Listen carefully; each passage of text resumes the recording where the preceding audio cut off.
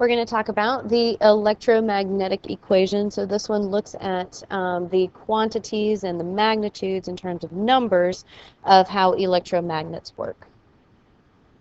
So here's our equation, F equals BIL. So we sometimes call this the F-bill. So F-bill equation. F stands for force, which is measured in newtons. B is for magnetic field strength, which is measured in Teslas. I is for current, which is measured in amps. And L is for the length of wire. So the length of the wire that is used to carry the current, which always has to be in meters. Now, how this relates to electromagnets from before, when we were talking about number of loops and the voltage and things like that, it still relates completely. So first, in order to have a force, to have a magnetic force, there have to be interactions between your magnetic fields.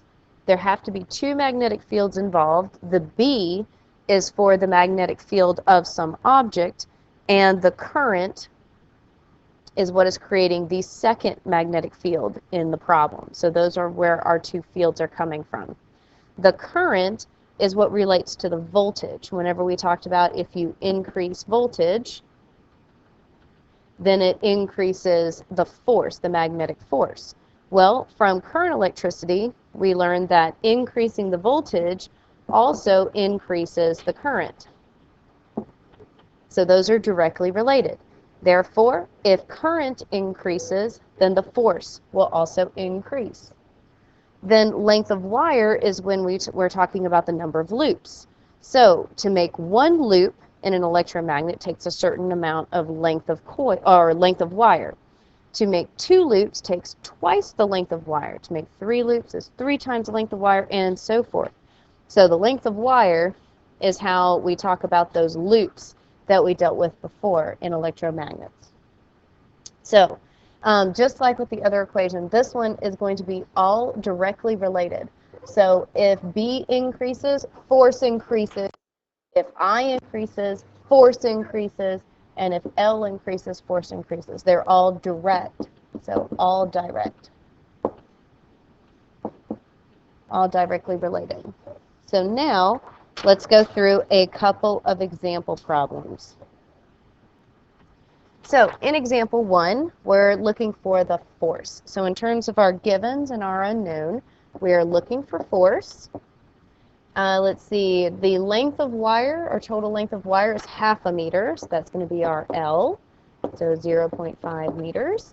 The current is 0.07 amps, and current is our I, so I is 0.07 amps. And lastly, we have magnetic field strength of 10 Tesla, so that's our B. So B is 10 Teslas.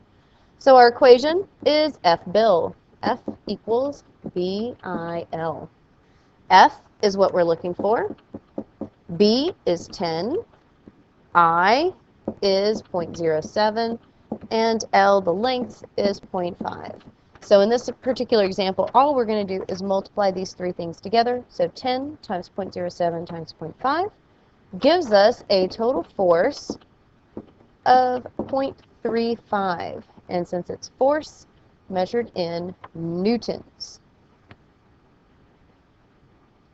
In example 2, we are given again a strength of 12 Tesla. So 12 Tesla is going to be our B, because magnetic field is measured in Teslas. So 12T. And it produces a force of 10 newtons. So now we know the force that is felt between the current and this other magnet. And the length of wire used here, which is our L, is going to be 0.9 meters. We're looking for current. So I is now our unknown. Same equation, F, bill. This time we have force is 10, B is 12. We don't know current, so I is still unknown, and our L is 0.9.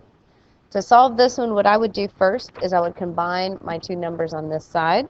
So I would do 12 times 0.9, and so we get 10 on this side equals 10.8 times I. At this point, we're going to divide. So divide both sides by the 10.8. So it cancels here. And we get a final answer of I equals 0.926, and I, which is current, is measured in amps.